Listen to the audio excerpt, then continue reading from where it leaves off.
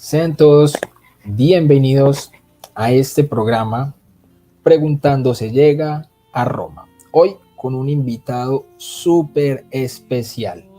Tengo conmigo al señor José Plasencia, mi hermano, mi amigo.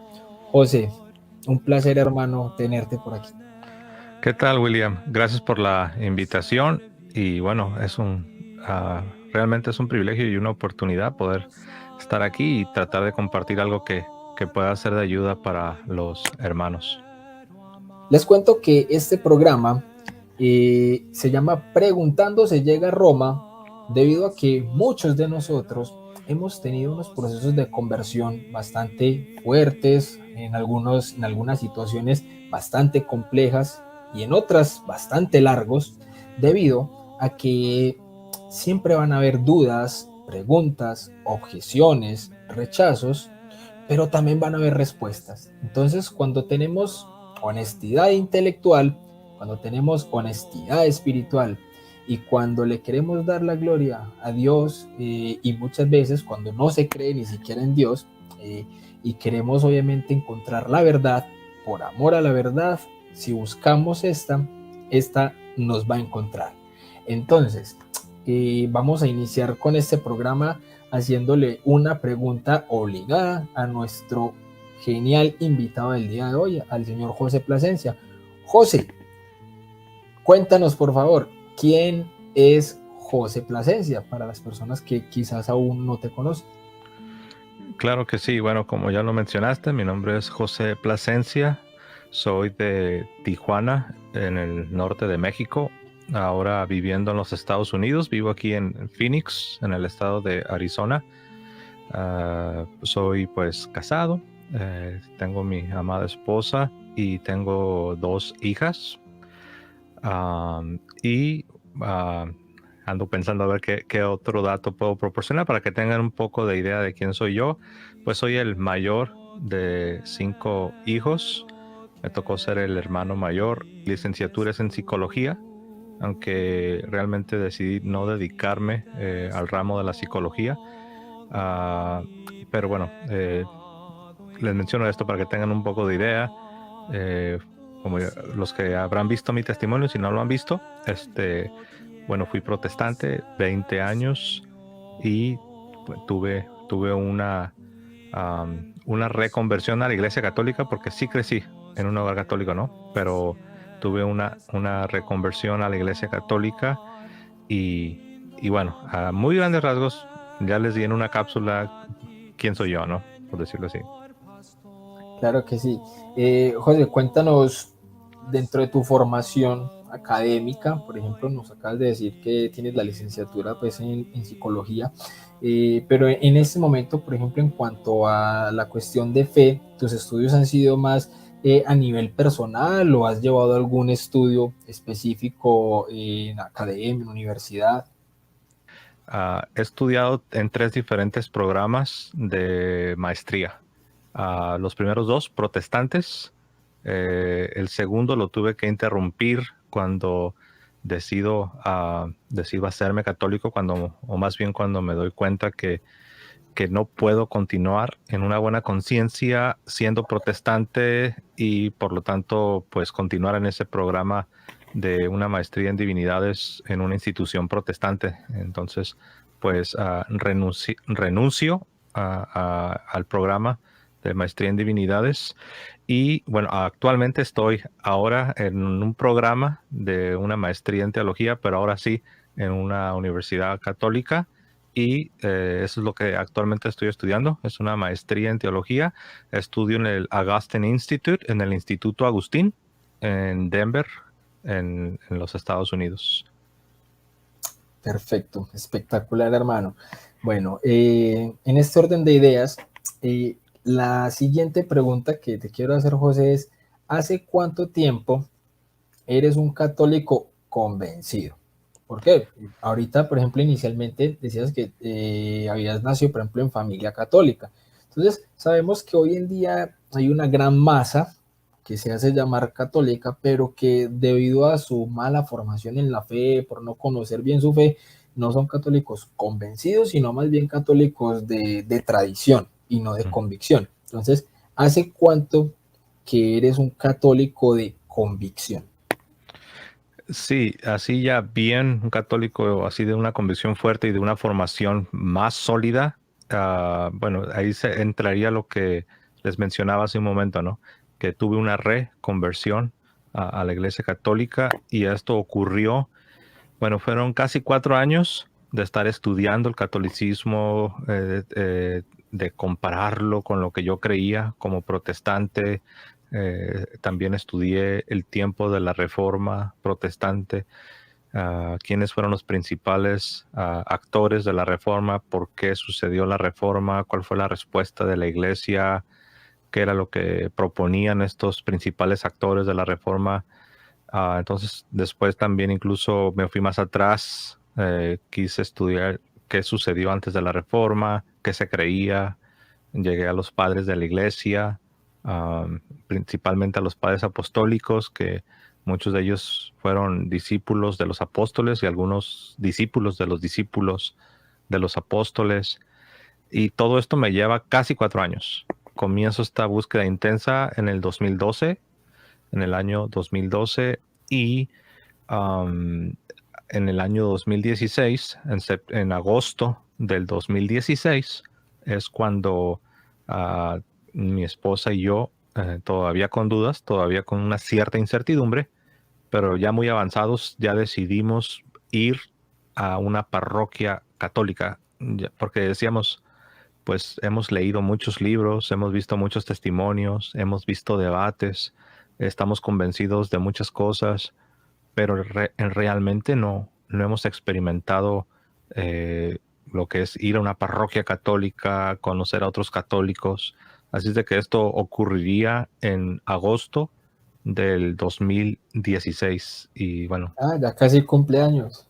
sí, ¿verdad? Sí, sí, pues sí, en este agosto serían 6 años que, de hecho, pues desde que comenzamos a asistir, pues ya no paramos. Ya no. A pesar de que todavía mi esposa todavía le faltaba su catecumenado, su catequesis y que la recibieran en la iglesia, pero ya desde el momento que decidimos, ya no paramos de estar.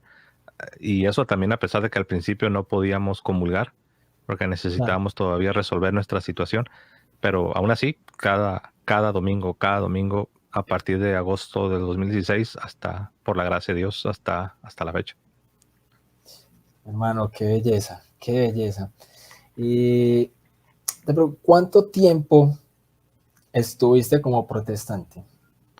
Fueron Y, en qué, números, qué pena, ajá. ¿cuánto tiempo como protestante y específicamente en qué denominación o en cuáles denominaciones? Porque hay algunos que obviamente han pasado por esta, por la otra, por la de más allá, o estuviste en una única denominación todo el tiempo y cuánto. En números redondos serían 20 años. De- si, si quiero ser más exacto, serían un poco más de 20 años.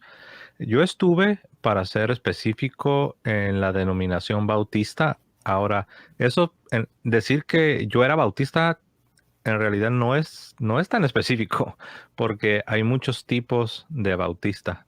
Hay muchas diferentes denominaciones, organizaciones que se hacen llamar bautistas.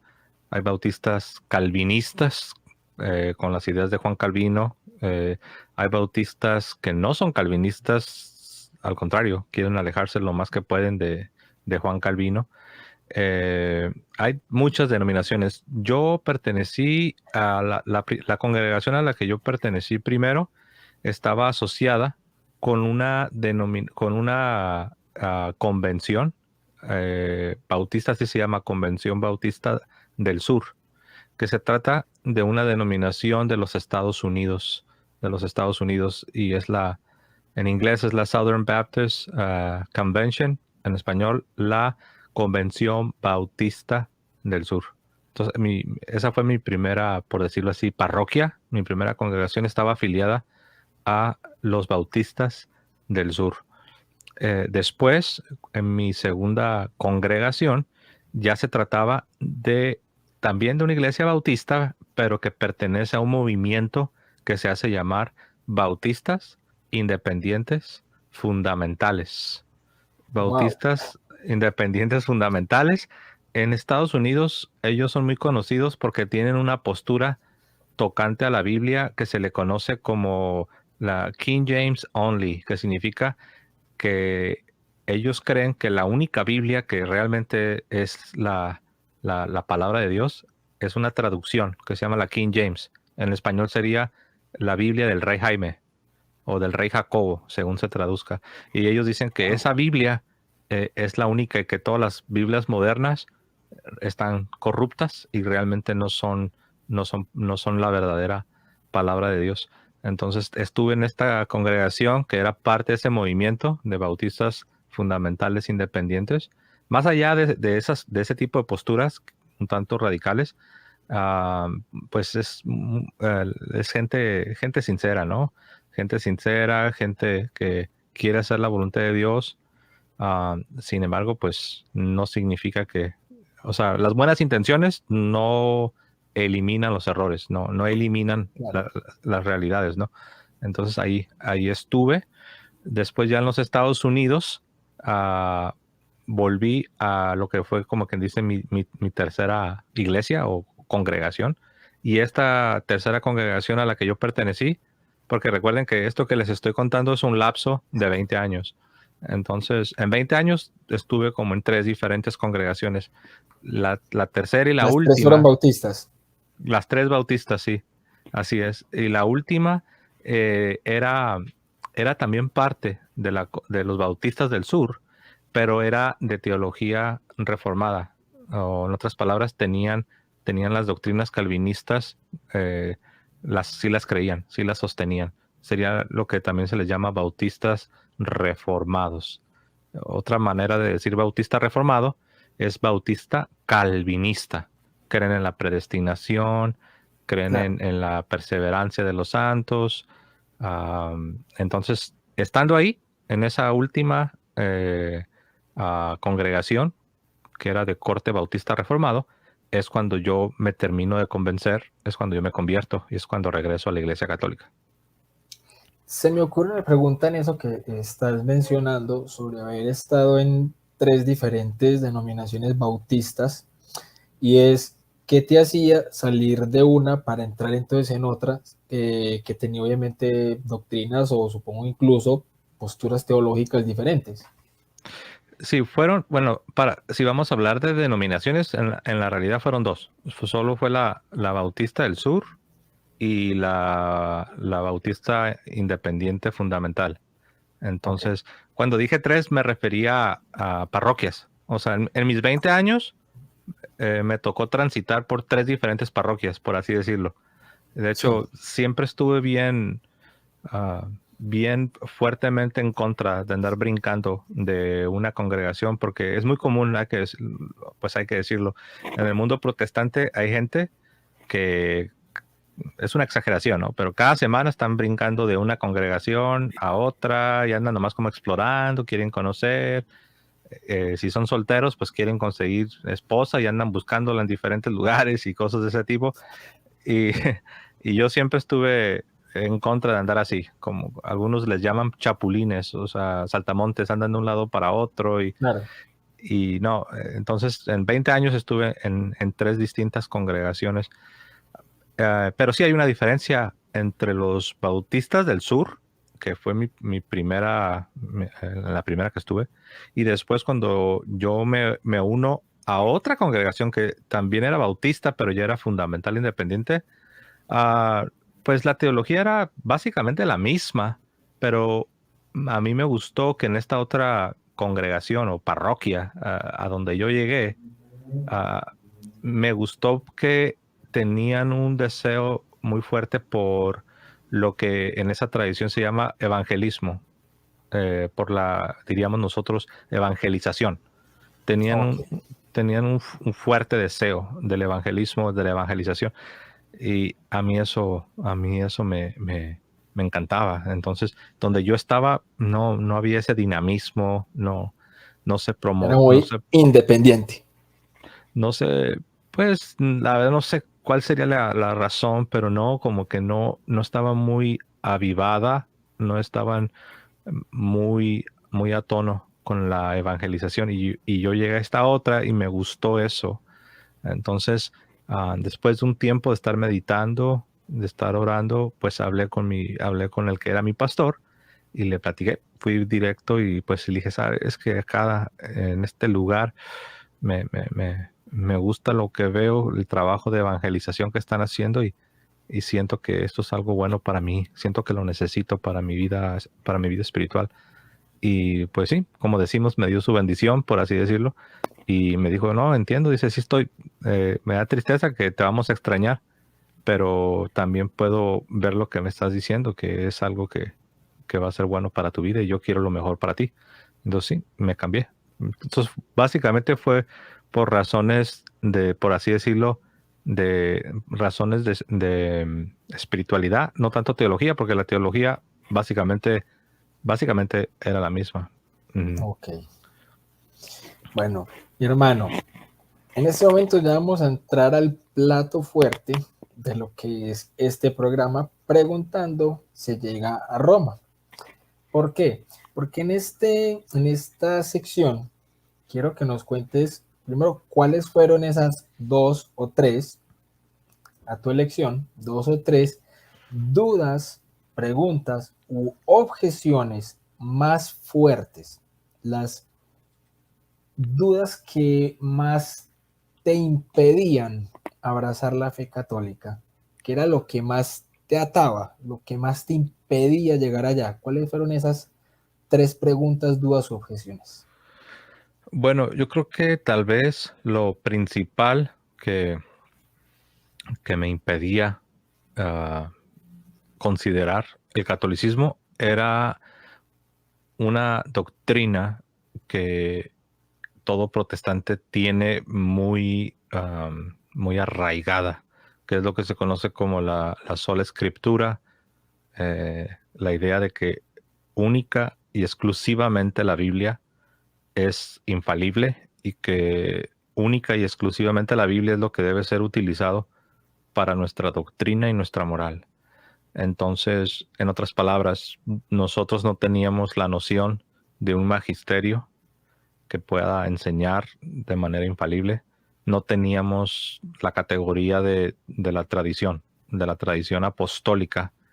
Entonces, solo teníamos esta idea de que solo la Biblia, de ahí viene la frase sola escritura o sola escritura. Entonces, como yo operaba con esa forma de ver el mundo, cuando yo volteaba y veía a la Iglesia Católica, que obviamente no se conforman a la sola escritura, eh, yo los veía como que estaban incurriendo en muchos errores, porque yo los estaba juzgando a los católicos, o más bien a la Iglesia Católica, no tanto a los católicos, sino a la Iglesia Católica. Yo juzgaba las doctrinas católicas desde una óptica protestante, en lugar de tratar de ser objetivo, ir a la historia, ir a los padres de la iglesia, eh, entender por qué existe la reforma protestante. No, yo simplemente asumía y afirmaba que mi postura, como decimos por default, mi postura así por default es la correcta. Entonces todas las cosas han de ser juzgadas desde mi postura, desde mi óptica, desde el principio de la sola escritura. Hasta que no comprendí que esa idea de la sola escritura no tiene ni sustento ni en la misma Biblia, ni en la patrística, o sea, los padres de la iglesia no se adherían a esa idea de solo la Biblia, y aparte o sea, no solamente no es histórica, no es bíblica, sino también no es lógica, no funciona. En la práctica se escuchará muy bonito, pero en la práctica esa idea de solo la Biblia no funciona. Lo que ha resultado en miles de denominaciones protestantes que si tú entrevistas a los representantes de los principales grupos protestantes, te vas a dar cuenta que todos son sinceros, son honestos y todos ellos van a afirmar que creen en la sola escritura. Sin embargo, llegan a conclusiones diametralmente opuestas y contradictorias. Entonces, cuando yo descubro eso, cuando yo descubrí cómo la sola escritura no tiene sustento, um, eso para mí fue un paso gigantesco. Pude avanzar a pasos agigantados. Fue como que se me cayeron, como que me quitaron la venda de los ojos y pude ver con una luz y con una claridad que anteriormente no podía, a pesar de mi sinceridad, a pesar de mi honestidad, a pesar de leer mucho la Biblia, pero no alcanzaba a ver con esa luz hasta que se me quitó la venda de los ojos, que es la sola escritura. Eso sería lo primero que yo puedo decir. No sé si antes de brincar a lo segundo, ¿tienes tú algún comentario o algo que dije que... No, ya, precisamente esta es la primera, listo, pero ahorita vamos a Ujú, tocar esa primera con lo que sería ujú. pues, obviamente la respuesta. Vamos directamente, entonces, ¿cuál sería esa segunda duda u objeción o piedra gigante de tropiezo que te impedía abrazar la fe católica?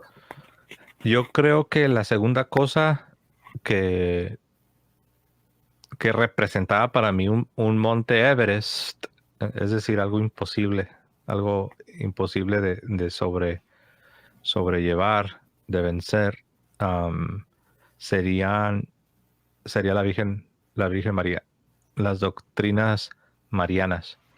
Las doctrinas marianas, yo creo que como protestante, el solo hecho de escuchar esa frase, doctrinas marianas, ah, por lo mismo que por años se me había instruido, se me había programado a rechazar la misma idea de doctrinas o ni se diga dogmas, porque el protestante, una cosa es que digas doctrinas marianas, ya suena fuerte, pero cuando tú utilizas la expresión dogmas, dogmas marianos, todavía suena todavía mucho más fuerte para el protestante.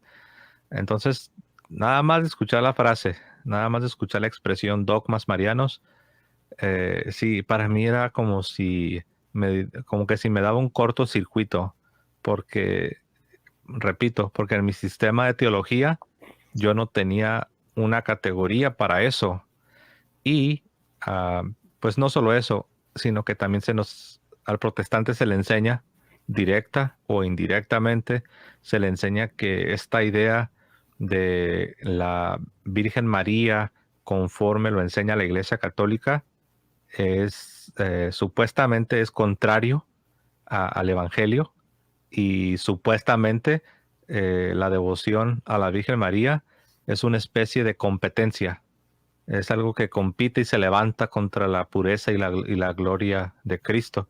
Obviamente ahora entiendo que pues nada puede estar más lejos de la verdad, pero sí, esa sería la segunda cosa que yo pudiera decir.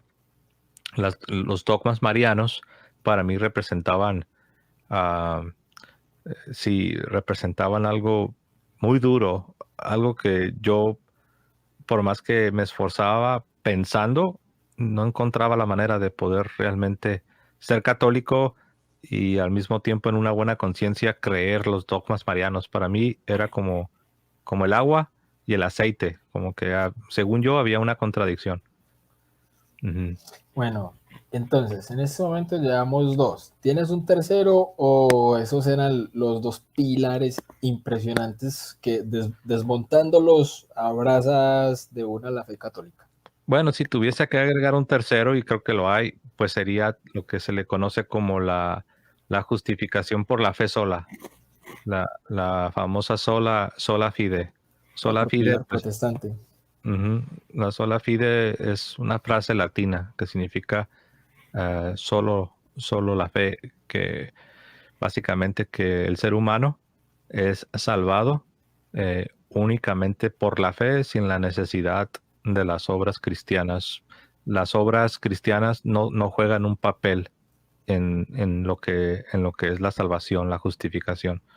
Entonces, eso también tuve que investigar mm, cómo lo proponía Lutero, como lo proponía Juan Calvino, que se creía antes de Lutero, antes de Calvino, sobre la justificación, buscar a los padres de la iglesia y la misma Biblia, porque hasta ahorita me he enfocado en la historia, padres de la iglesia, estudiar el movimiento de la Reforma Protestante, pero algo que hice demasiado también fue investigar lo que es la misma Sagrada Escritura. Y de hecho, si, si tengo que decir cuál de las tres fue la que vencí primero, los dogmas marianos, la sola escritura o esta que estoy mencionando, la fe sola, la, la primera de las tres que descubrí que era falsa y que la pude vencer primero fue esta tercera, la sola fide, la fe sola. Eh, y curiosamente, lo que más me ayudó fue la misma escritura, fue el mismo Nuevo Testamento. Me di cuenta que en el mismo Nuevo Testamento no se enseña, al contrario, se refuta esa idea de una supuesta justificación por la fe sola sin la necesidad de las obras cristianas. Ujú. Perfecto. Bueno, mi hermano, entonces vamos a hacer lo siguiente. Vamos a refutar esos 3 montes Everest y qué bueno entonces hacerlo en orden, pero en el orden en el que, como acabas de decir, esta fue la primera que solucionaste, dejando así entonces cuál fue la más complicada para el final. ¿De qué manera lo vamos a hacer? Para esta parte vamos a resolver esos montes Everest. ¿De qué manera lo vamos a hacer? Vamos a atacarlos desde el más suave, o sea, este como acabas de decir fue el primero que solucionaste, hasta el más complejo, ¿ya? Entonces, en ese orden de ideas, vamos a contestar es cómo José Plasencia logró resolver en ese momento este monte Everest. Pero adicional a esto, vamos a hacer una especie de juego de roles en el que el José Plasencia católico convencido del día de hoy, ¿cómo le contestaría al José Plasencia protestante de ese momento con base en esa duda u objeción que tenía en ese monte Everest que le impedía ver la fe católica como la verdad? Ujú. Entonces, iniciaríamos por esta de la sola fe. Sí, bueno, el José Plasencia protestante creía que las obras eran un estorbo, porque José Plasencia protestante veía las obras, y no me refiero a las obras antes de ser cristiano, sino aún las obras después de ser cristiano, las veía como que si fuesen una especie de mi contribución, o sea, como que ahí la gracia no tiene nada que ver, como que ahí no es la obra de Dios, sino que esa es meramente o completamente mi contribución. Entonces, por lo tanto, querer tomar las buenas obras y ponerlas en en lo que es la justificación, la salvación, es como que si yo le estoy ayudando a Dios.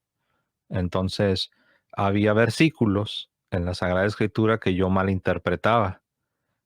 Por ejemplo, en Romanos 3:28 encontramos que San Pablo dice que el hombre es justificado por la fe y no por las obras de la ley. Entonces, ese pasaje yo lo utilizaba para defender mi teología.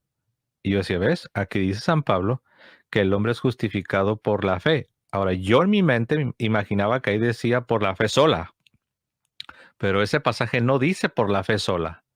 Ese pasaje dice por la fe. Hay que estudiar teología, hay que estudiar lo que creen los cristianos a través de los siglos cuando se dice por la fe. Obviamente, yo no traía consideración que, como se dice, si sigues leyendo la Biblia, vas a llegar a Santiago y te vas a encontrar que Santiago enseña, y no solo Santiago, eso está a través de todo el Nuevo Testamento, pero Santiago dice que la fe sin obras está muerta. Entonces, yo, como protestante, cuando yo leía a San Pablo diciendo que el hombre es justificado por la fe, yo leía como si San Pablo estuviese diciendo el hombre es justificado por la fe sola, porque yo le estaba inyectando mi teología al texto sagrado. Después me di cuenta que, número uno, San Pablo ahí no está hablando de las obras cristianas, porque él mismo dice, el hombre es justificado por la fe y no por las obras de la ley. Cuando uno estudia el contexto de ese pasaje y el contexto de la carta y el contexto de toda la teología paulina, uno entiende que cuando dice y no por las obras de la ley, se está refiriendo a una herejía que se le conoce como la herejía judaizante. San Pablo, si tú estudias las cartas de San Pablo, constantemente está luchando contra esta herejía. Había un grupo de personas que sí creían que Jesús de Nazaret era el Mesías, el Cristo, pero ellos decían que para que realmente fueras un verdadero cristiano, para que tuvieras la salvación, para obtener la justificación, debías ser un judío, debías ser circuncidado, guardar la ley de Moisés con todas sus regulaciones dietéticas, festivas, rituales. Debías ser un judío. Y a eso se le conoce como las obras de la ley.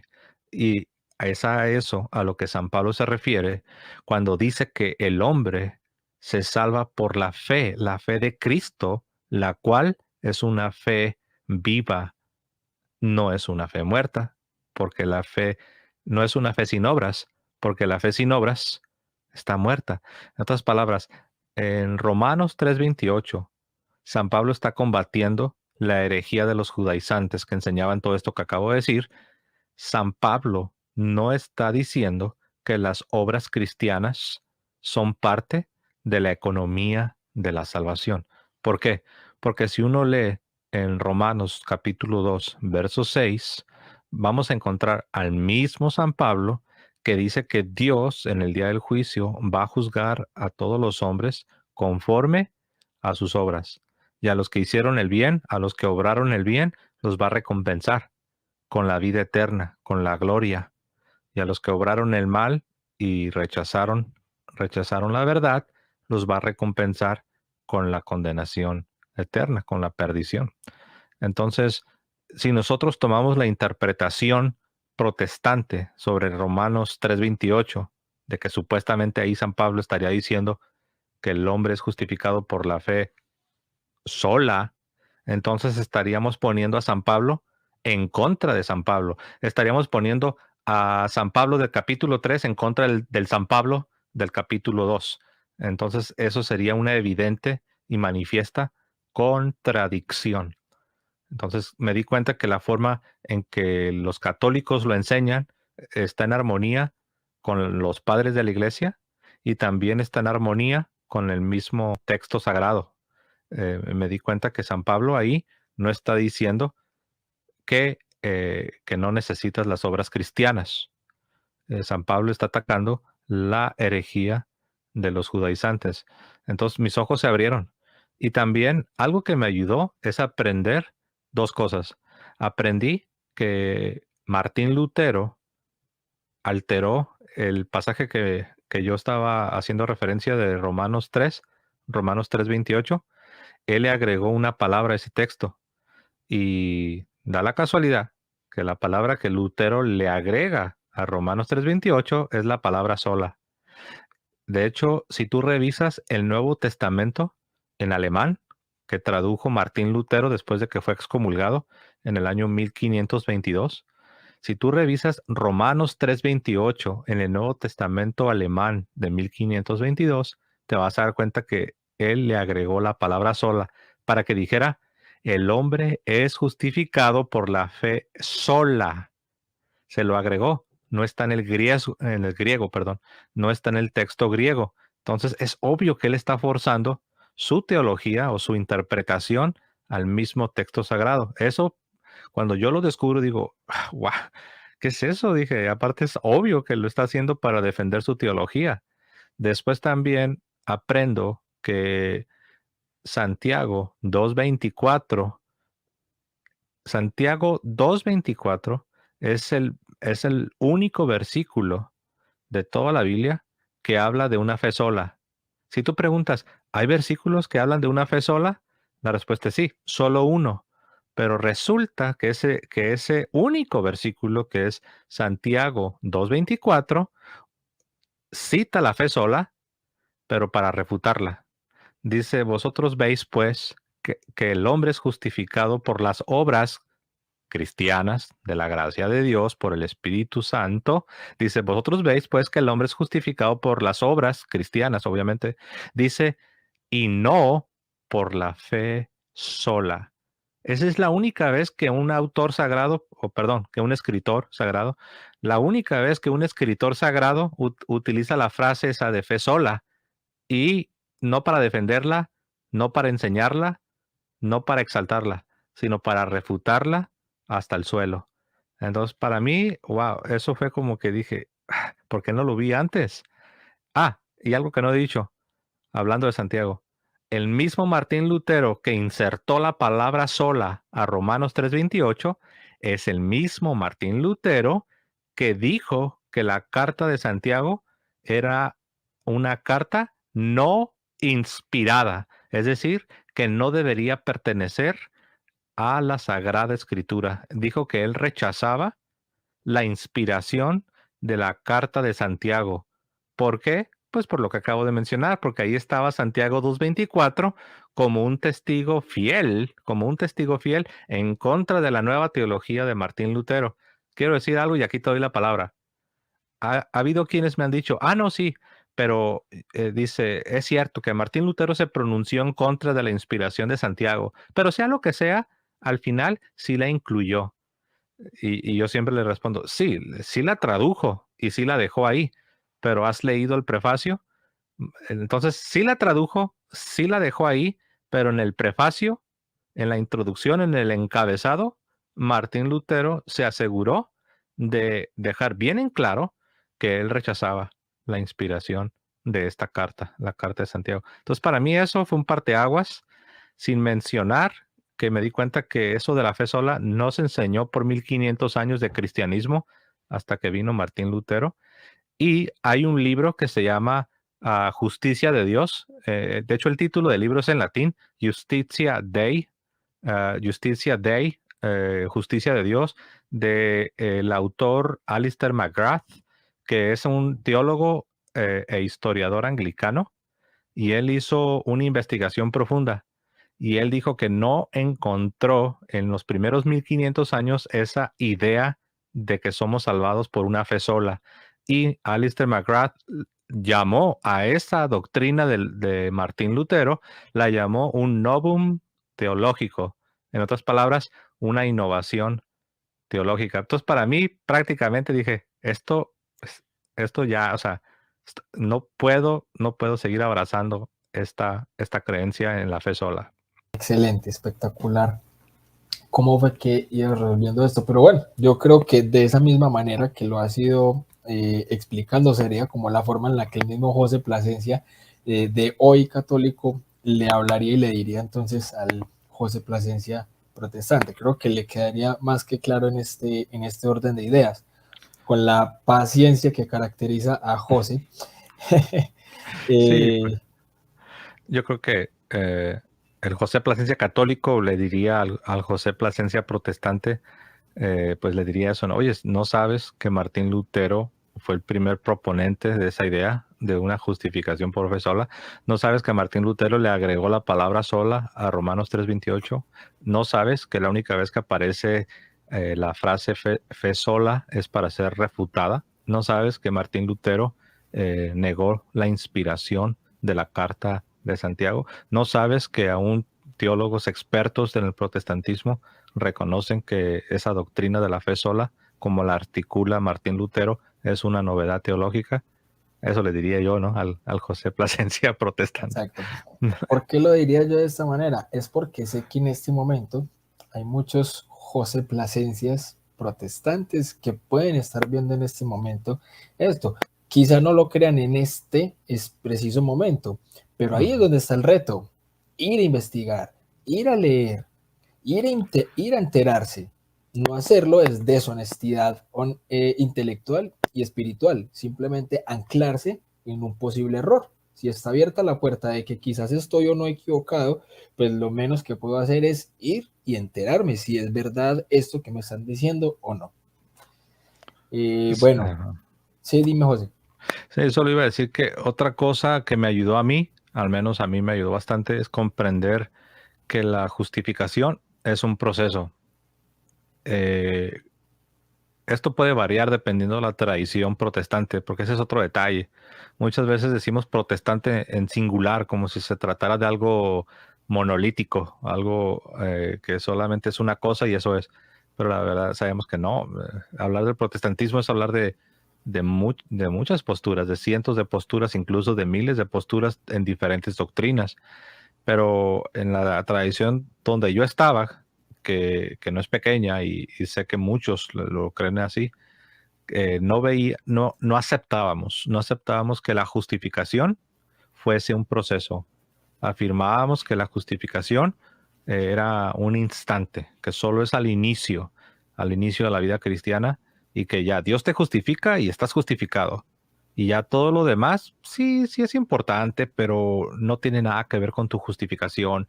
Solamente es para que madures, para que crezcas espiritualmente, para que crezcas en santidad, pero de ninguna manera eso está conectado o nada tiene que ver con tu justificación, porque la justificación solo es al inicio, ya Dios te reviste de la justicia de Cristo, y cuando Dios te ve, ya te ve como Cristo y ya no tienes que hacer nada, ya eres totalmente justificado. O sea, no es un proceso. Y cuando yo descubro que tanto en la Biblia como en los padres de la iglesia siempre se vio la justificación como un proceso, hay un inicio, pero también hay un desarrollo, una progresión, hay un aumento. La justificación tiene que ser aumentada. Es algo es algo que va creciendo, te vas conformando a la imagen de Jesucristo.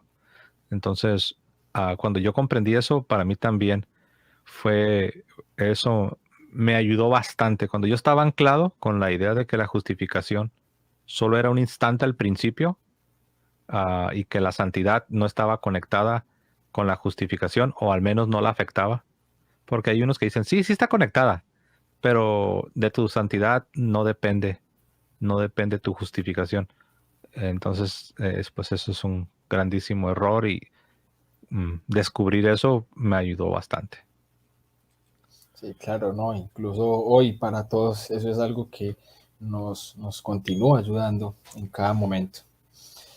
Bueno, José, ¿cuál fue entonces ese segundo Everest impresionante con el que te topaste para abrazar la fe católica? Pues fue el de la sola El de la sola escritura. escritura. Oh, o sea que el de la Virgen fue el más fuerte. Como que tal vez al principio no pensaba tanto en los dogmas marianos, más bien comencé a pensar en los dogmas marianos cuando ya fui avanzando más y avanzando y avanzando más. Entonces dije así como decir, oh, como diciendo, ya superé estas pruebas, pero ahora no me puedo escapar porque ahí está todavía la Virgen. Entonces fue como que cuando ya no me quedó alternativa, dije, bueno, pues vamos a ver cómo está el La asunto aquí, toco. ¿no? Genial. Ah, bueno, mi hermano, entonces démosle. Sola escritura. ¿Qué era lo que pensaba José Plasencia en ese momento y cómo lo resolvió entonces? Pues yo repetía aquí con respeto, pero lo tengo que decir, yo repetía como perico lo que muchos hasta el día de hoy siguen repitiendo igual, ¿no? Como pericos. Y digo como perico porque son de esas cosas que como protestante uno las dice, pero uno no les da mucho pensamiento. O sea, uno realmente, o sea, no las afirmas porque hiciste un estudio exhaustivo y llegaste a la conclusión de que la Biblia es la única regla de fe y moral. No, alguien te lo dijo y tú comenzaste a repetirlo. Entonces, dicen que cuando tú estás constantemente repitiendo algo, terminas creyéndolo. Entonces, Yo así eso me le llamo el sucedió. efecto pollito. Ujú. Sí, Una gallina dice algo y el resto se van detrás pío pío. sí, ¿no? Pues así me sucedió. Yo escuchaba que los predicadores, que los pastores, que los maestros de mis congregaciones protestantes decían que la única regla para la moral y la doctrina cristiana, que la única infalible era la Biblia y que todo lo demás no. Entonces yo lo repetía y pues terminé creyéndolo. Entonces yo así creía. si no me lo podías comprobar, o sea, si tú venías a mí, si yo te hubiera conocido a ti y tú hubieras venido y me hubieras hablado que el magisterio dijo esto, que los padres de la iglesia no creían esto, o que la tradición apostólica nunca enseñó aquello, para mí eso era como un cero a la izquierda. O sea, ya de entrada, ya tú estabas descalificado, porque yo lo interpretaba como que tú estabas agregándole. Fíjate nada más lo que ha hecho el protestantismo. El protestantismo se ha inventado un nuevo estándar, un nuevo paradigma, un nuevo principio, una nueva cosmovisión, una nueva manera de hacer teología, que es algo que viene 1500 años después de la fundación de la iglesia. Pero lo curioso es que el protestantismo, para ser más exactos, el protestantismo, 1500 años después, ha implantado en las conciencias de sus miembros este nuevo estándar, este nuevo paradigma. Y lo curioso es que los protestantes ni siquiera se detienen a pensar que se trata de algo nuevo, de algo novedoso, algo que no se creyó por 1500 años. Y ahora los protestantes modernos, ellos ni piensan en esto, solo asumen que así es. Y tú, católico, que crees diferente a lo que yo creo, tú estás mal, obviamente, claro que estás mal, porque por supuesto que soy yo el que está bien. Entonces, les han implantado un nuevo paradigma, un nuevo principio, una nueva cosmovisión, y olvidándose de que es algo nuevo, ellos desde ahí juzgan todas las cosas. Y yo así estaba, yo así estaba. Eh, yo lo voy a decir. Hay una soberbia inherente en el alma del protestantismo. Lo voy a repetir. Hay una soberbia inherente en el alma del protestantismo. Ahora, nótese que estoy diciendo en el alma del protestantismo. No estoy hablando aquí de los protestantes en lo individual. No estoy juzgando ni las intenciones ni los motivos de cada protestante. Estoy hablando del protestantismo como movimiento, como sistema teológico. Ahora, ¿por qué digo que hay una soberbia inherente en el alma del protestantismo como sistema teológico? Porque para rechazar lo establecido por 1500 años, para rechazar a los pastores de la iglesia, a los obispos que conforman el magisterio, para rechazar a los santos padres de la iglesia, para rechazar lo establecido en los concilios que lucharon contra tantas herejías, para rechazar 1500 años de depósito de la fe y luego creer que ellos están mal y que yo obviamente estoy bien. Eso en sí mismo, aunque lo hagas de manera inconsciente, constituye una soberbia del tamaño del mundo. Y esto es algo que yo descubrí en mí.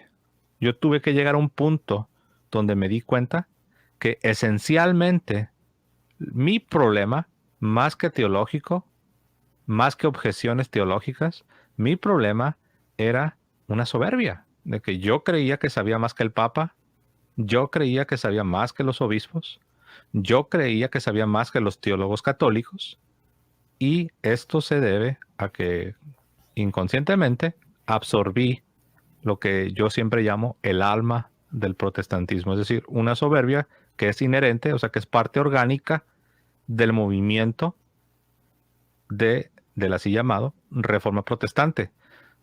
Así nació el protestantismo, es un desprecio de la autoridad, por eso a menudo también yo digo que el problema del protestantismo es el problema de la autoridad, o dicho de otra manera, es el problema de la falta de autoridad. No tienen autoridad. Cada quien hace lo que quiere, como en el libro de los jueces, que dice, en aquel tiempo cada quien hacía como le parecía. Y eso también se repite en la esfera protestante. No hay papa, no hay magisterio, no hay obispos, y tienes a muchos cuerpos independientes creyendo cosas distintas y haciendo como mejor les parece. Entonces, me di cuenta que la soberbia, pues, y descubro que la llamada sola escritura ni se enseña en la Biblia, porque yo le preguntaría a cualquier protestante que pueda estar escuchando esta entrevista, yo le preguntaría, ¿en qué parte de la Biblia se enseña esa doctrina de la sola escritura? ¿En qué parte de la Biblia? No hay ninguna, no hay ninguna porción, no hay ningún versículo, no hay ningún apóstol. Jesucristo nunca enseñó esa idea de que solamente la Biblia. Jesucristo dejó una iglesia, le dio autoridad a esa iglesia enseñaba oralmente, esa es la tradición, y esa iglesia escribió lo que ahora tenemos en el Nuevo Testamento. Entonces ahí tienes esas tres fuentes: la autoridad de la iglesia, la enseñanza oral, que es la tradición, y la parte escrita, que es la Sagrada Escritura. Entonces yo descubrí que los padres así creían y descubro que en la Biblia no se enseña eso de la sola Escritura. Y algo que me ayudó muy, muy, muy particular en un debate era James White, que es un bautista reformado, y Patrick Madrid. En este debate, Patrick Madrid, que es católico, le preguntaba a James White, que es protestante, le preguntaba, a ver, si tú dices que todo debe estar en la Biblia, ¿en qué parte de la Biblia, se te indica que en el Nuevo Testamento solo son 27 libros? ¿En qué parte de la Biblia se te da la lista del Nuevo Testamento? Y James White, el protestante, no hallaba dónde meter la cabeza y decía, no, es que el Nuevo Testamento es de inspiración, y cuando yo lo leo, yo siento que es de Dios, y puedo yo sentir en mi corazón que es de Dios. Y luego, después, el protestante intentó zafarse de esa encrucijada diciendo, aparte, dice, Dios sabe. Él sabe exactamente cuáles son los libros que él inspiró. Dios sabe. Y luego todavía dice, es como yo, dice James White, si yo escribo libros, yo sé cuáles son mis libros, porque yo soy el autor. Así también dice, Dios sabe cuáles son esos libros inspirados. Él lo sabe. Y Patrick Madrid, el católico, le dice, sí, dice, ya sé que Dios lo sabe, pero yo no te estoy preguntando que cómo Dios lo sabe. Te estoy preguntando a ti, James White. ¿Tú cómo sabes? Aquí la pregunta no es que si Dios sabe cuáles son inspirados. Aquí la pregunta es cómo los seres humanos en el planeta Tierra podemos saber cuántos libros deben pertenecer al Nuevo Testamento. ¿En qué parte te dice? Y a José Plasencia, me gusta usar esta comparación. Yo siempre, ahora no, ahora yo les digo, ¿cuántos apóstoles son? Los apóstoles originales que Jesús escogió cuando Jesús predicó aquí en la tierra. No, pues 12. ¿Y tú cómo sabes que son 12? Ah, porque tenemos una lista donde se nos dice que eran 12. Y les digo, ¿y tú sabes los nombres? ¿Los nombres de esos 12? Sí, claro, porque ahí en la lista se te dice nombre por nombre. Le digo, correcto, has contestado correctamente.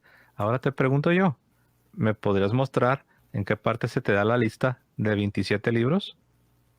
¿Me podrías mostrar dónde se te dice cuáles 27 libros? Así como tú dijiste que sabes que son 12 y sabes cuáles 12 porque tienes una lista. Pues dame la lista también de los 27 libros del Nuevo Testamento. No, pues que no está. Ah, ok. ¿Y cómo sabes que son 27? Bueno, históricamente así se ha creído. Ah, ¿te refieres a que la iglesia tomó por ahí unas decisiones y resolvió controversias? Entonces ahí es donde uno se comienza a dar cuenta el papel de la autoridad de la iglesia.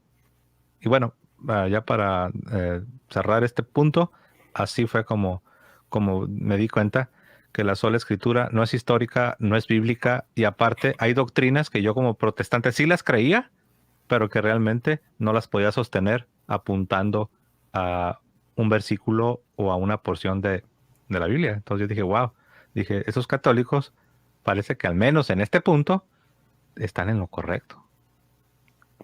Claro, precisamente ahí con lo que estás diciendo, yo he notado que muchas veces cuando uno está teniendo una conversación con un protestante y decimos, listo, vamos a hablar de la sola escritura, y mete uno entonces el tema de los libros inspirados, Entonces, una de las salidas que utilizan es, pero es que no estamos hablando del canon, eso es otro tema, ¿cierto?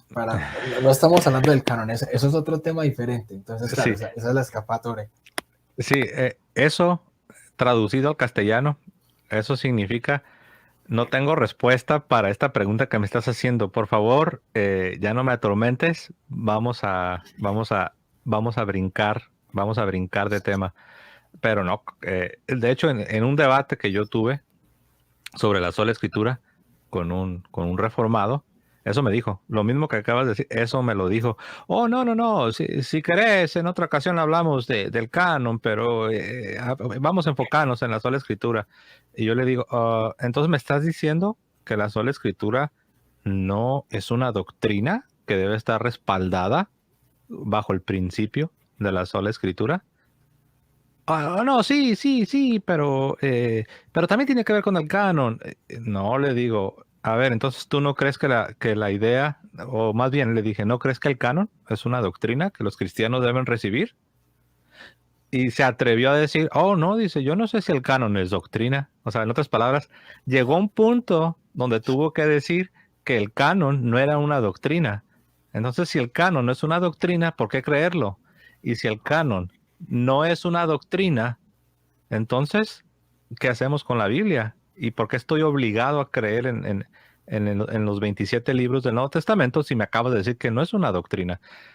Siendo sincero, hermano William, simplemente es una excusa para escapar a la encrucijada que uno los mete cuando uno les hace la pregunta en qué parte de la Biblia se nos da la lista del Nuevo Testamento. Claro, es que solamente es para negar la autoridad de la iglesia que definió estos libros. Aunque suena fuerte esta frase, yo muchas veces lo utilizo y es como que al protestantismo le encanta la leche, pero le cae mal la vaca. Entonces, Sí. bueno, mi hermano José. Entonces, José Plasencia de hoy, ¿cómo le resumiría y cómo le diría entonces al José Plasencia protestante que defendía fuertemente la sola escritura? Wow, hay tantas formas, pero bueno, yo le diría al José Plasencia protestante, le diría, bueno, como ya lo he mencionado de paso, ¿no? Yo le diría, a ver, José, ¿me puedes mostrar, me puedes mostrar con la Sagrada Escritura en tus manos en qué parte un profeta o Jesucristo o los apóstoles enseñan eso que tú estás diciendo, que la Biblia es lo único infalible para enseñar las doctrinas cristianas y la moral cristiana? Entonces, el José Plasencia protestante me iba a contestar, claro que sí, te lo voy a enseñar con la segunda carta a Timoteo, capítulo 3. Ahí claramente dice que toda la escritura es inspirada por Dios, apta para redarguir, para exhortar, para corregir al hombre de Dios en justicia. Y el José Plasencia católico le diría, bueno, ahí está hablando de que la escritura es de origen divino. Eso yo lo creo, yo creo que es de origen divino. Ahí habla de la inspiración, pero ahí no dice lo que tú dices, que únicamente la Biblia es lo único infalible para determinar la doctrina cristiana. Ahí está hablando simplemente de otra doctrina que va relacionada, pero está hablando de la inspiración. Entonces, el José Plasencia protestante, pues ya no iba a saber qué hacer, porque ya pues prácticamente el José Plasencia católico me estaría probando que estoy mal, al menos estoy mal interpretando ese pasaje, porque ese pasaje habla de la inspiración de la Biblia. En ninguna parte dice que la Biblia es lo único infalible que Claro, puede aparte que está hablando determinar. desde el Antiguo Testamento. Y sí, y ya si queremos ser todavía más, si queremos usar la exégesis y la hermenéutica y todo eso, pues San Pablo se está refiriendo a las escrituras del Antiguo Testamento. Y también si estudiamos el contexto, San Pablo no creía que lo único es la escritura, porque San Pablo le acababa de decir unos versículos antes, en el capítulo 2, San Pablo le acababa de decir a Timoteo, lo que has oído de mí, lo que has recibido de mí, esto guarda y enséñaselo a otros hombres para que ellos también sean fieles, idóneos, para que ellos también enseñen a otras personas. Entonces, ahí San Pablo está hablando de 4 generaciones. Está hablando de su misma generación, está hablando de él, lo que él recibió y lo que le está pasando a Timoteo. Y después dice que Timoteo se lo enseñe a hombres fieles, para que esos hombres fieles se lo enseñen también a otros que habrían de venir. Entonces tienes Sucesión.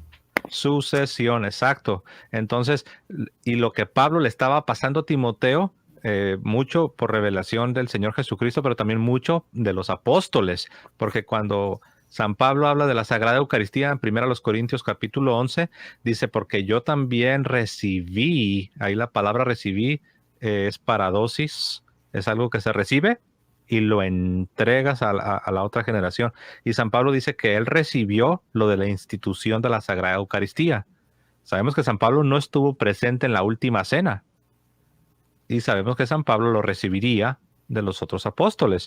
Él lo recibe, él se lo pasa a Timoteo y le dice San Pablo a Timoteo, yo quiero que tú instruyas a otros hombres fieles para que también ellos enseñen a otros. Entonces ahí tienes la sagrada tradición. Entonces, el mismo contexto, para no alargarlo más, el mismo contexto de segunda de Timoteo, capítulo 3, el pasaje ese de toda la escritura es inspirada por Dios, el mismo contexto te está señalando o te está apuntando a otra fuente de autoridad infalible para enseñar. Y eso es la tradición de los apóstoles, la tradición apostólica. Y también, dicho sea de paso, en la primera carta a Timoteo, el capítulo 3, el verso 15, también ahí San Pablo le enseña una grandísima verdad a Timoteo. ¿Qué le enseña? En 1 Timoteo 3:15, le enseña que la columna y el fundamento de la verdad. Uno se preguntará, ¿y qué es la verdad? ¿Algo abstracto que nadie sabe qué es? No, la verdad es el depósito divino que se le da a la iglesia. De ahí se desprenden todas las doctrinas cristianas que tú estás obligado a recibir. Y San Pablo dice que el fundamento y la columna de la verdad es la iglesia. Y a mí, como protestante, me habían enseñado, hermano William, que el fundamento de la verdad era la Biblia. Eso me lo enseñaron a mí, que el fundamento de la verdad y la única fuente infalible de la verdad es la Biblia. Pero cuando un católico me enseñó este pasaje de 1 Timoteo 3:15 y me preguntó, ¿qué dice ahí?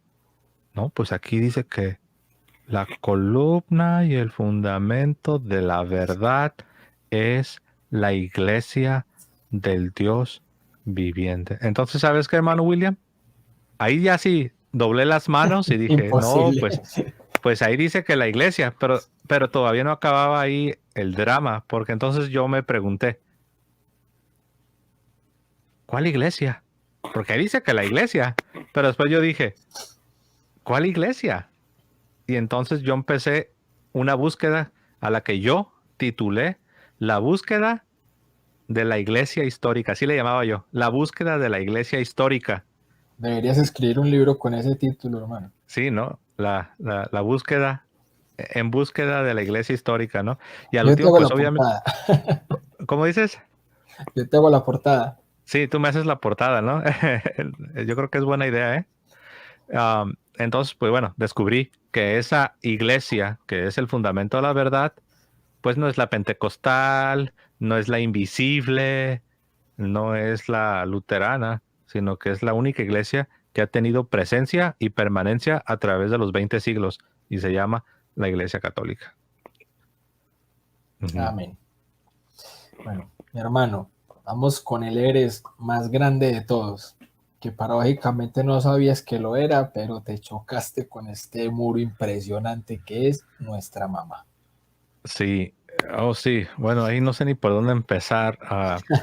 Mira, yo llegué a un punto, hermano William, yo llegué a un punto donde prácticamente estaba yo convencido de todo, menos de los dogmas marianos. Y no sé cómo explicarlo, te lo voy a decir. Como ya estaba yo convencido de la Eucaristía, de la presencia real de Cristo, cuerpo, sangre, alma y divinidad, Y eso es algo que no sé cómo explicarlo, aún hasta el día de hoy que ya soy católico, yo no sé cómo explicar esa atracción que yo sentía hacia la Sagrada Eucaristía. Era como una especie de, no sé, como una especie de un misticismo que me llamaba casi por nombre. Entonces eso para mí era lo que más me jalaba y lo que más me daban ganas de que, oh, quisiera ser católico, pero en buena conciencia no puedo porque ahí están estorbando estos dogmas marianos. Llega un punto donde yo decía, ay, ¿por qué el catolicismo no es lo que es, pero que le quitemos los dogmas marianos? Fíjate nada más, o sea, o sea, como que yo ya quería ser católico, pero a mí me hubiese encantado que tuviéramos que haber evitado lo de los dogmas marianos. Yo así pensaba. Católico sin María.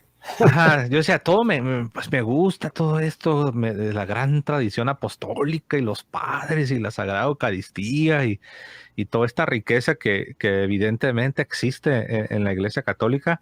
Pero, ay, pero ¿por qué tienen que meter a María? O sea, ¿por qué no hacemos casi, yo decía, ¿por qué no llegamos a un acuerdo y hacemos a un lado a la Virgen María, ¿no? Pero entonces yo decía, debe haber respuestas, porque yo ya sabía de los convertidos que venían del protestantismo, sobre todo del mundo de habla inglesa. Yo ya estaba familiarizado con muchos de esos convertidos. Entonces yo decía, si estos se hicieron católicos, Scott Hahn, Tim Staples, Jimmy Aiken, entre otros, estoy nomás mencionando los más populares. Yo decía, si el cardenal, que ahora es santo, San John Henry Newman, San Juan Henry Newman, él era un protestante anticatólico aguerrido, se convierte, se hace obispo, lo hacen cardenal. Poco le faltó, yo creo, para ser candidato al Papa, sí. oficio, a ser papa, ¿no? Yo decía, si todos ellos se hicieron, a pesar de que eran anticatólicos y se hicieron católicos, yo decía, eso significa que debe haber respuestas. El problema es que yo, José Plasencia, no tengo esas respuestas. Trataba de utilizar mis poderes mentales para tratar de sondear y rastrear y detectar respuestas, pero no las tenía. Claro, te faltaba preguntar para llegar a Roma. Me faltaba preguntar para llegar a Roma, así es. Entonces, como que empecé muy a propósito a esforzarme por tratar de escuchar lo que decían sobre los dogmas marianos. Y fui comprendiendo, pues, que la Virgen María verdaderamente es madre de Dios, porque yo decía que no, que nada más era la mamá de Jesús, del Jesús hombre, o que solamente ella era la madre de la naturaleza humana. Pero me di cuenta que si yo estaba creyendo de esa manera, estaba cayendo en herejías que la iglesia ya las había refutado desde los primeros siglos, Y que ni como siquiera lo el es. protestantismo cree. Sí, muchos que son protestantes sin darse cuenta caen en esas herejías que ya están refutadas, como el nestorianismo. eh, ah, sí, o sea, yo decía, no, pues ella solamente es la mamá, la madre de la naturaleza humana. Y me di cuenta que no, o sea, Jesús, número uno, ninguna mamá es mamá de una naturaleza, eres mamá de una persona. Entonces, sabemos que por la unión hipostática, Jesús es Dios, 100% verdadero Dios y verdadero hombre, ¿verdad? Entonces, lo que nace, lo que nace de María, lo que la Virgen María da a luz de manera milagrosa, es una persona, es el Dios hombre. O sea, la unión hipostática no comenzó hasta que Jesús estaba fuera del vientre materno. La unión hipostática viene desde la concepción, desde la mismísima concepción ahí. Si alguien pregunta, oye, yo sí creo en la unión hipostática, pero ¿cuál es la génesis o cuál es el principio de esa mentada unión hipostática?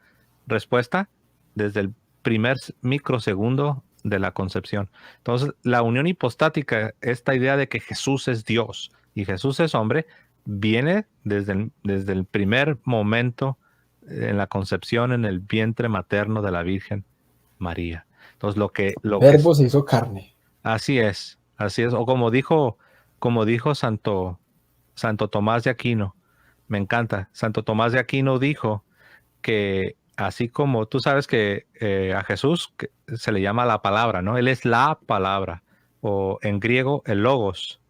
Él es el logos, la palabra, el verbo.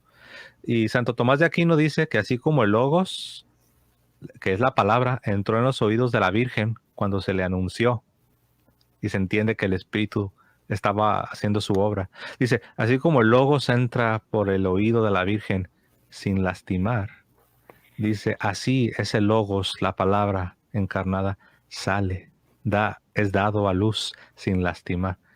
Entonces, Hermoso. hermoso, exacto. Entonces, ese es Dios.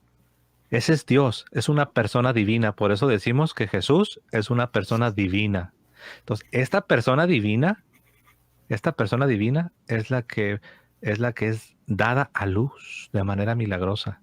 Entonces, ahí yo me rendí, doblé las manos y dije, sí, verdaderamente, verdaderamente la Virgen María, siendo que es una criatura, pero verdaderamente sí que es la madre de Dios. Porque si yo lo niego, le estoy haciendo una injusticia y un deshonor a mi Salvador Jesucristo. Entonces, eso me ayudó bastante. Y después comprendí, hermano William, para no alargarlo demasiado, después comprendí que de esta verdad, de este misterio de que la Virgen María se convirtió en la madre del Dios encarnado, de ahí se desprenden todos los demás. De ahí se desprenden todos los demás dogmas de esta grande verdad, de que la Virgen María verdaderamente es la madre del Dios encarnado. No, pues después me di cuenta que yo no puedo decir que María fue pecadora, porque entonces estaría diciendo que Jesús estuvo en un cuerpo contaminado por el pecado. Y algo que a mí me ayudó es darme cuenta que en la antigua alianza estaba el arca. Y el arca de la alianza, el arca del pacto, contenía tres cosas. El pan del cielo, que es el maná, contenía las tablas de la ley, que es la palabra, y contenía la vara de Aarón, que representa el sacerdocio. Las tres cosas, el maná, pan del cielo, las tablas, palabra de Dios, y la vara de Aarón, el sacerdocio. Las tres cosas son prefiguraciones de Jesucristo, que es el pan del cielo, Él es la palabra, el logos, y Él es el sumo sacerdote, el sacerdote por excelencia, el sumo sacerdote según el orden de Melquisedec. Y ahí te va. Dije yo, ¿cómo es posible que yo esté aceptando que aquella antigua arca donde se colocaba todo esto sagrado, era de materiales puros y nadie la podía tocar? De hecho, una vez el arca se iba a caer al suelo y una persona la intentó parar para que no cayera al suelo, pero era una persona que no estaba santificada, que no era pura, que no estaba santificada, y esta persona se murió. El arca era no solamente de materiales puros, sino que también no la podían tocar sin estar propiamente santificados. Entonces yo decía, ¿cómo es posible que yo esté dispuesto a aceptar toda esa pureza, todo ese honor, todos esos privilegios para una arca de materiales? Y cuando ya estoy pensando en la nueva alianza y esté pensando en una nueva arca que sería la Virgen, ¿cómo es posible que yo me aferre a afirmar y asegurar que esta nueva arca de la nueva alianza, que también tenía en su vientre la palabra, el maná del cielo, el pan del cielo, el sacerdote, este sacerdote, este pan del cielo, esta palabra encarnada, es 1000 veces superior a las prefiguraciones? Entonces se supone que lo que tenemos en la nueva alianza es la realidad, la plenitud, el clímax, la cúspide el cumplimiento de todo. ¿Y cómo es posible que contemplando toda esta magnificencia, toda esta grandeza de la nueva alianza, quiera yo decir que el arca que fue la Virgen María estaba sucia, impura y contaminada por el pecado? Entonces yo dije, no tiene sentido, es ridículo. Y además, la misma escritura, yo fui a la misma escritura, la prima de la Virgen María, Isabel, ella cuando viene la Virgen María, Isabel se siente indigna y le dice, ¿quién soy yo para que a mí se me conceda? Ahora noten el lenguaje de concesión, o sea, un privilegio. ¿Quién soy yo para que a mí se me conceda que uno pensaría que está a punto de decir que Jesús, pero no, el énfasis particular en este pasaje es en la mamá de Jesús, es en la madre de Dios. ¿Quién soy yo para que a mí se me conceda que la madre de mi Señor venga a mí? Y dice dice que cuando ella escuchó el saludo de la madre de Dios, de la Virgen María, dice que cuando ella escuchó el bebé que tenía en su vientre, porque también su prima estaba encinta, estaba embarazada de Juan el Bautista, el más grande de los profetas del Antiguo Testamento, que dicen que saltó de alegría. No tengo aquí la escritura, pero también no recuerdo si se dice de Isabel o se dice de Juan, o tal vez de los dos. Dice que fue llena del Espíritu Santo al escuchar el saludo de la Virgen María. Así lo dice, al escuchar. Se dice de Isabel, pero pues obviamente se asume que también Juan, puesto que obviamente está dentro de su vientre. Sí, de hecho Juan fue lleno del Espíritu de Dios desde el mismo vientre materno. Entonces, obviamente ahí vemos que aquí estamos ante algo muy especial. No porque María en sí misma tenga toda esta grandeza, sino porque Dios se lo concedió en miras a lo que ella iba a hacer, que se iba a convertir en la madre de Dios. Entonces ahí está el otro dogma, la Inmaculada Concepción. O sea, en otras palabras, la Virgen, desde el primer instante de su concepción, ella fue salvada, siendo liberada de toda contaminación del pecado original. Ella es concebida sin pecado original. Por eso decimos, Ave María purísima, sin pecado concebida. O sea que desde el mismo momento de la concepción, de una manera adelantada, con miras a convertirse en la madre de Dios, ella es salvada anticipadamente de una manera muy especial. Entonces ahí fui comprendiendo ese dogma, la Inmaculada Concepción. Entonces ahí ya comprendí, Madre de Dios, Inmaculada Concepción, después la Asunción al cielo. Ya, la verdad, honestamente, ya todo fue como un efecto dominó. Todo fue como un efecto dominó. Y la verdad, cada vez mis defensas protestantes pues se iban echando al suelo. Y dije, no, pues todo esto es verdad. Honestamente, si tú me preguntaras qué fue lo que más te ayudó para ir aceptando lo que la iglesia enseñaba, interesantemente, sí, yo sí necesitaba argumentos teológicos, pero los argumentos teológicos no fueron lo más definitivo. Lo más definitivo fue cuando me di cuenta que mi soberbia era tan grande que yo me creía más sabio que la iglesia y yo partía desde la sospecha. Yo de entrada ya sospechaba de la iglesia y yo asumía que la iglesia era mala y que me quería engañar. Bueno, en ese orden de ideas veo que la mamá ya te estaba obviamente también llamando como un hijo. Es que es la mamá de la iglesia. Entonces es imposible uno no llegar a la Virgen María abrazando la fe católica. ¿Cómo fue ese primer encuentro entonces con la Virgen María, José? O sea, cuando ya asumes que sí, es que tenemos una mamá, sí, la Virgen María, los dogmas, todo. O sea, ¿cómo es eso de darte cuenta de que no solamente es Cristo, sino que aparte de eso, Él desde la misma cruz nos dejó una mamá en cabeza de Juan? Sí, yo creo que eso fue gradual y la razón es porque yo lo comparo como cuando has crecido sin tu mamá y luego en tu adolescencia descubres que que tu mamá no está muerta, sino que tu mamá por alguna razón pues te engañaron y tú pensabas que estaba muerta o que ella no existía o que no era real. Pero después descubres que no, que tu mamá ni está muerta, sí es real y sí es tu mamá y lo entiendes a nivel intelectual. Lo entiendes a nivel intelectual, sabes que es tu mamá y ya no tienes resentimiento contra ella ni nada. Sin embargo, el amor, el cariño, la devoción se ha de cultivar.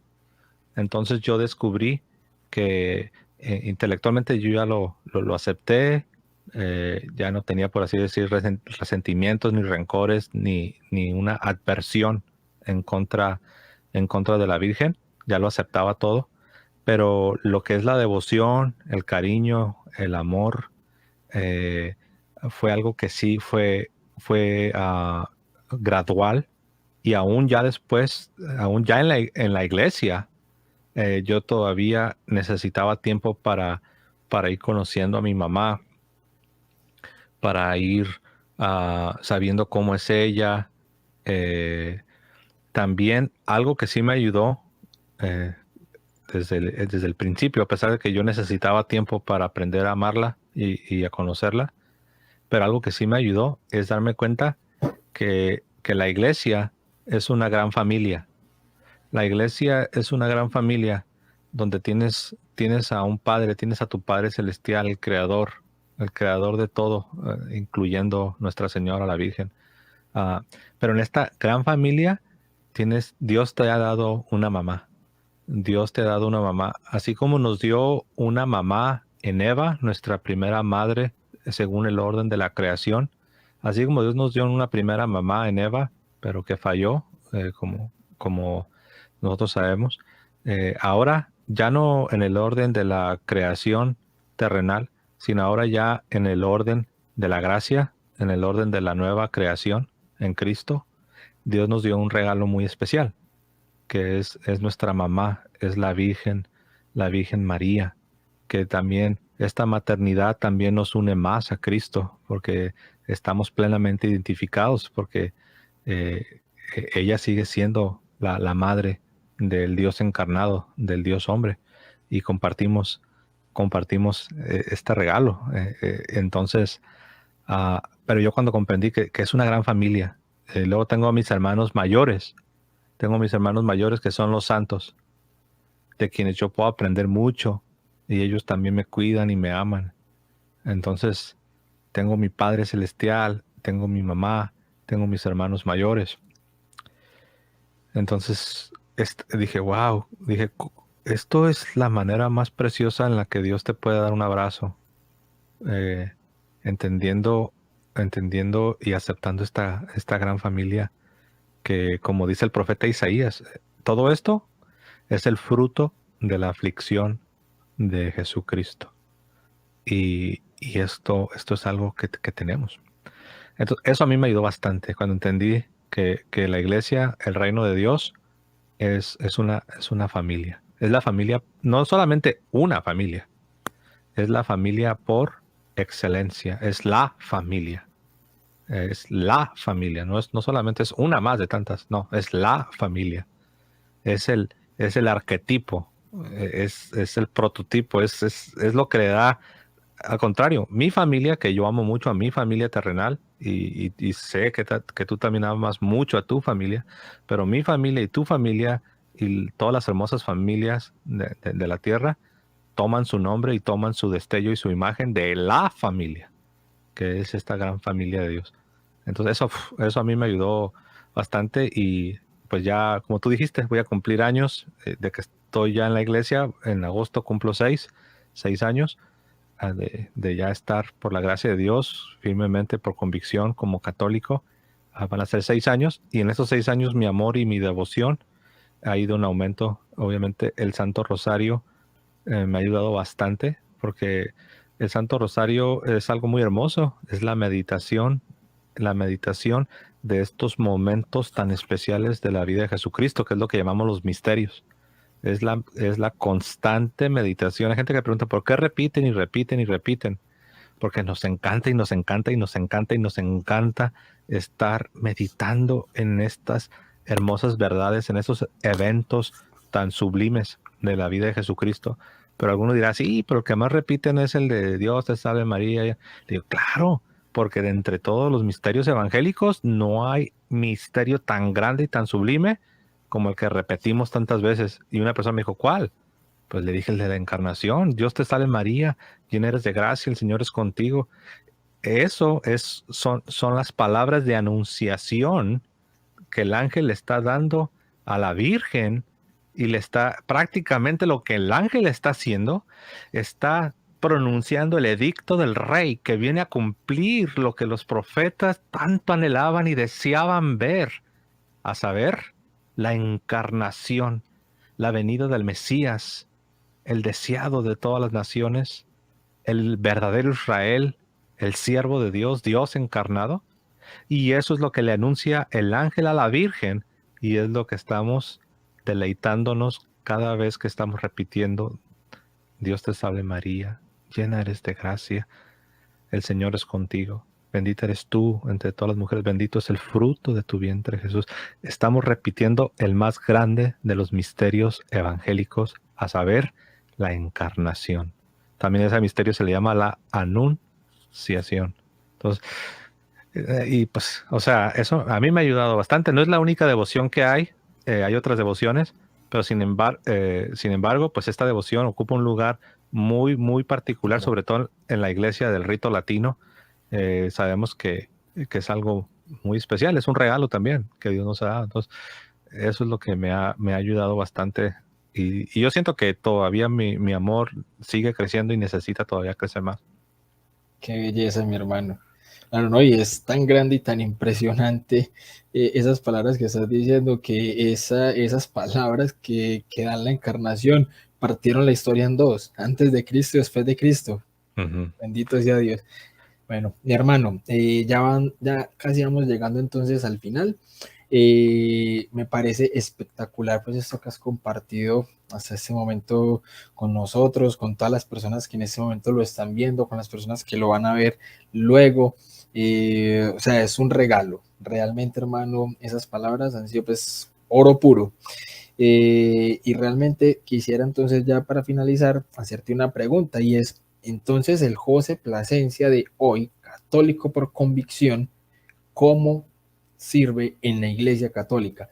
Sabemos que tu vocación es hombre casado, felizmente casado con su familia, pero ¿cuál es el ministerio de José Plasencia, católico de convicción hoy? ¿Cómo sirve José en la Iglesia? Bueno, sirvo de dos maneras, principalmente de dos maneras. Una es en lo personal, tengo un apostolado. Bueno, como saben, muchos quizás de los que están viendo este video, tengo un canal en YouTube, se llama La Fe de la Iglesia. Es obviamente con un énfasis muy fuerte en la apologética. Eh, para ser todavía más específico, tiene que ver con la apologética hacia el protestantismo. Hay apologética para alcanzar a los ateos, a otras religiones, incluso hay quienes se dedican a alcanzar musulmanes. Y yo he visto diferentes apostolados con diferentes énfasis. En el mío, pues yo me dirijo más a lo que más predomina en el mundo de habla hispana. Y ahí incluyo a los millones de, de hispanos en los Estados Unidos y también todos los países de Hispanoamérica, que pues sabemos que con lo que más se está lidiando es con el protestantismo, para ser más específico, con el llamado movimiento evangélico o los grupos fundamentalistas. Entonces eso es a lo que más me dedico. Tengo videos de testimonios donde la gente simplemente cuenta su historia de cómo se convirtieron. También tengo otros videos que son más ya de carácter teológico. Muchas veces esos mismos que compartieron su historia regresan, pero ya a tratar temas ya más teológicos, que tienen que ver ya con doctrinas en lo específico, también contenido de enseñanza católica. Entonces eso es a nivel personal. Y también pues tengo el privilegio de estar sirviendo aquí yo vivo en Phoenix, Arizona. Entonces aquí en la Catedral de Phoenix, pues tengo la dicha de poder estar sirviendo en el departamento de catequesis. Acá de este lado le llaman formación en la fe. Y pues ahí estoy en la Catedral de Phoenix, Arizona, en el departamento de catequesis o formación, algunos le llaman formación cristiana, otros formación en la fe. Entonces ahí estoy como uno de los coordinadores del departamento de catequesis. Y bueno, pues como tú lo dijiste al principio, mi vocación arriba y encima de las dos cosas que he mencionado, o sea, arriba de mi apostolado y arriba del trabajo que estoy haciendo en la catedral, pues está mi vocación del hombre casado, ¿no? Como esposo primeramente y después como papá inmediatamente, como esposo y papá, y pues esa es mi vocación. Pero en cuanto a servicio, pues sí, tengo estas dos cosas. Tengo el apostolado en YouTube, la fe de la iglesia, y estoy en la catedral de mi ciudad, de Phoenix, Arizona. Genial, mi hermano, Y bueno, espectacular. ya lo dije al principio, pero bueno, y estoy estudiando una maestría en teología. Se llama Instituto Agustín. Es en inglés, es Augustine Institute. Y bueno, básicamente. Sí, yo siento que una parte de mí dice, me gustaría hacer un poco más, quisiera servir un poco más, ¿no? Uno quiere comerse el mundo. Pero bueno, estoy estudiando, me estoy preparando. Siempre he estudiado, siempre he sido muy autodidacta. um, pero en el sentido formal, pues voy a la mitad. De hecho, acabo de llegar a la mitad de mi maestría. Pero entonces yo sé que debo ser paciente y seguir estudiando, seguir aprendiendo. No nomás aprendiendo en la escuela, sino tengo 6 años en la iglesia, pero créeme que uno dirá, no, pues ya es bastante, 6 años. No, yo siento que realmente hay tanto que aprender, no solo a nivel intelectual, sino también a nivel espiritual, devocional, tu corazón. No nomás tu mente debe ser católica, también tu alma, tu corazón. Entonces, yo siento que también Dios me está diciendo, ok, déjate sigo moldeando, déjate sigo puliendo, déjate sigo cincelando, taladrando. Quiero, o sea, quiero que no nomás seas, eh, no sé, un teólogo, o sea, Dios no se trata de ser teólogos o enciclopedias. Nos quiere santos. Sí, quiere que seamos santos. Entonces yo siento que poquito a poquito, ayudado de la gracia, pues me estoy encaminando quizás para que si Dios me lo concede, pueda ya servir en otra capacidad, o sea, servir, porque a mí me encanta la enseñanza. Entonces yo estoy en coordinación de catequesis, pero yo quisiera ya estar más así como más metido más en la enseñanza, ¿no? Pero bueno, a grandes rasgos, de ahí les platico un poco de qué es lo que hago, ¿no? Entonces, pues ahí está. Excelente, mi hermano, no, de verdad, como te digo, mil gracias, mi hermano, porque el primer evangelizado soy yo, con lo que acabo de escuchar.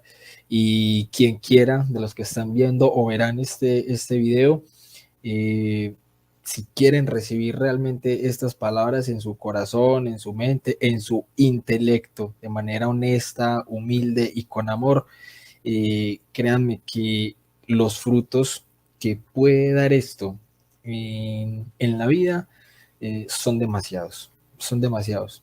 Cuando uno se entrega al Señor y abraza la fe de la iglesia, realmente cambia la vida.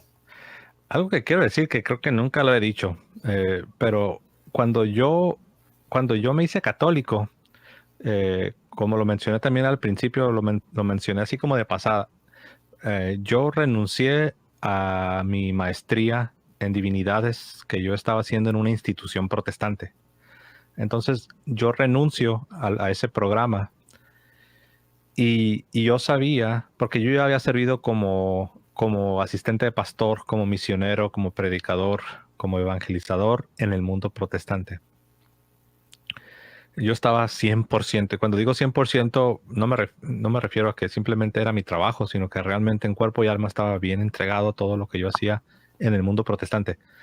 Entonces, cuando yo ya comienzo a ver las consecuencias de que si me hago católico, pues vaya todo eso. Dije, ¿y ahora qué voy a hacer? Porque yo no voy a ser sacerdote.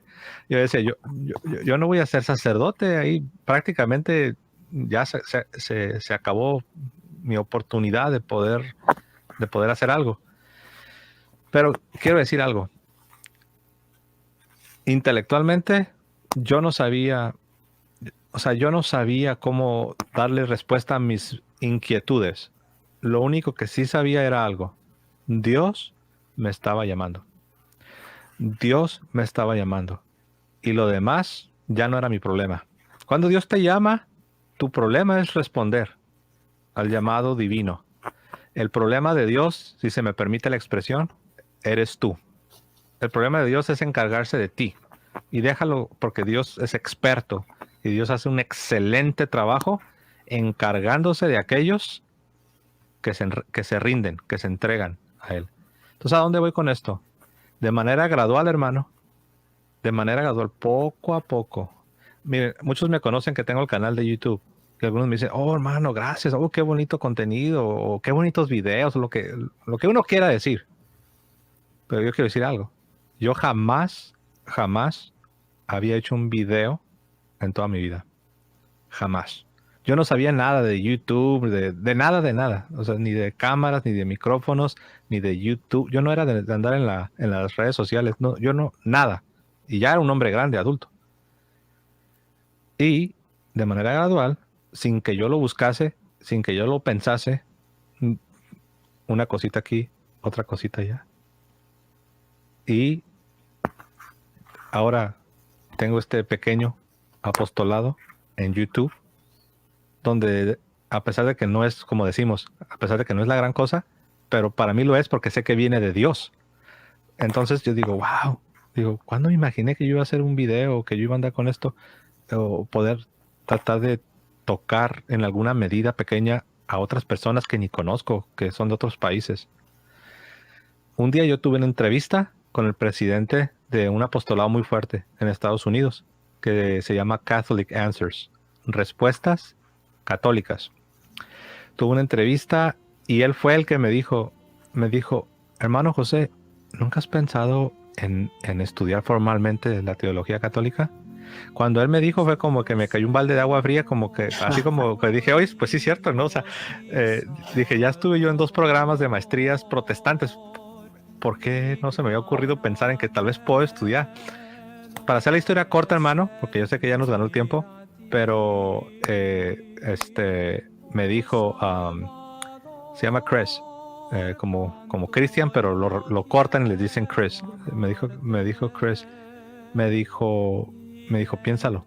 Me dijo, piénsalo y si estás interesado, escríbeme y vemos qué podemos hacer. Y pues dicho y hecho, tuve convicción de que sí, podía formarme, no sabía ni cómo ni nada. Y él me consiguió una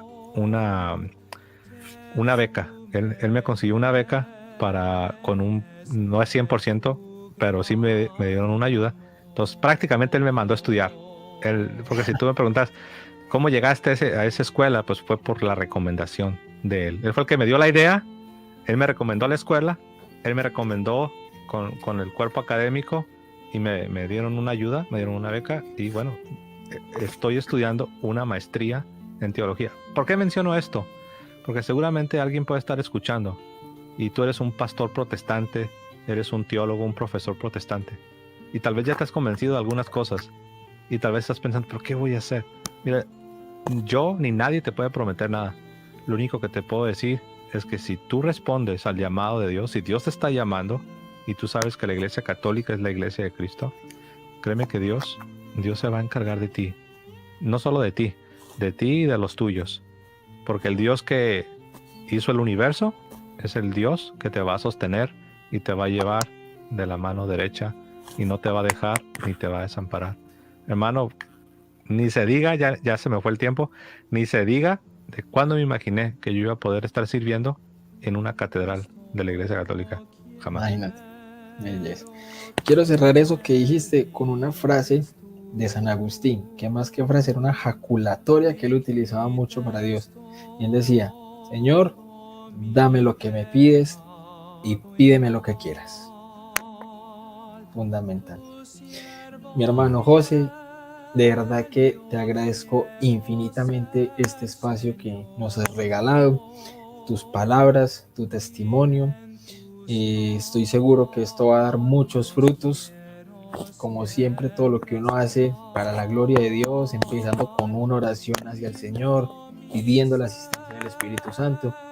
Creo que esto va a ser de mucho fruto para muchas personas que lo vayan a poder ver. De verdad, hermano, infinitamente agradecido contigo. Gracias, hermano William. Te mando un fuerte abrazo hasta la hermosa Colombia y también un abrazo para toda tu audiencia. Y bueno, pues yo siempre me despido diciendo que viva Cristo Rey y que viva Santa María, siempre Virgen.